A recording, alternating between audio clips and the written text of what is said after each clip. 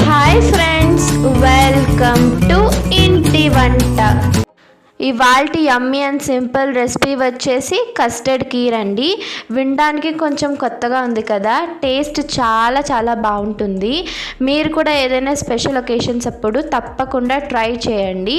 మరి ఆలస్యం చేయకుండా ఆ సింపుల్ మెథడ్ ఏంటో ఇప్పుడు చూసేద్దాం పదండి.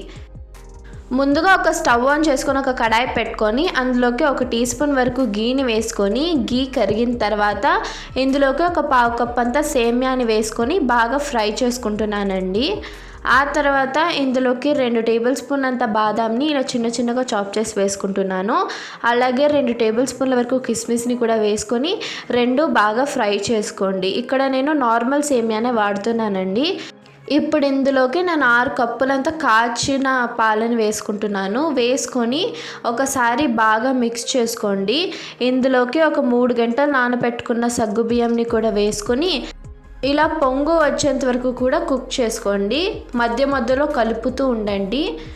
ఇప్పుడు మొత్తం బాగా కుక్ అయిందనమాట. చూడండి, చాలా సాఫ్ట్గా కుక్ అయింది. ఇప్పుడు ఇందులోకి నేను ఒక 1/2 కప్ అంత షుగర్ని తీసుకుంటున్నాను. మీకు మీ టేస్ట్ని బట్టి తీసుకోండి. ఇప్పుడు ఒక చిన్న కప్ తీసుకొని అందులోకి 2 టేబుల్ స్పూన్ అంత కస్టర్డ్ పౌడర్ని తీసుకొని 1/2 కప్పు పాలు తీసుకొని 2 బాగా మిక్స్ చేసుకోండి.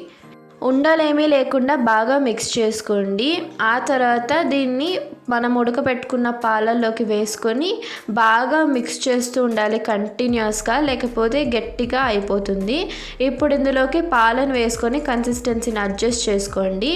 బాగా ఒకసారి మిక్స్ చేసి ఒక 2 నిమిషాలు కుక్ చేసిన తర్వాత కన్సిస్టెన్సీ అనేది ఈ విధంగా ఉంటే ఇది పర్ఫెక్ట్ కన్సిస్టెన్సీ అనమాట. చూడండి, ఇలా ఉండాలి కన్సిస్టెన్సీ. ఆ తర్వాత మీరు సర్వ్ చేసుకొని పైనుంచి కొంచెం డ్రై ఫ్రూట్స్ వేసుకొని ఎంజాయ్ చేయండి. చాలా టేస్టీగా ఉంటుంది. మీరు కూడా తప్పకుండా ట్రై చేసి ఎలా ఉందో నా కామెంట్ సెక్షన్లో చెప్పండి.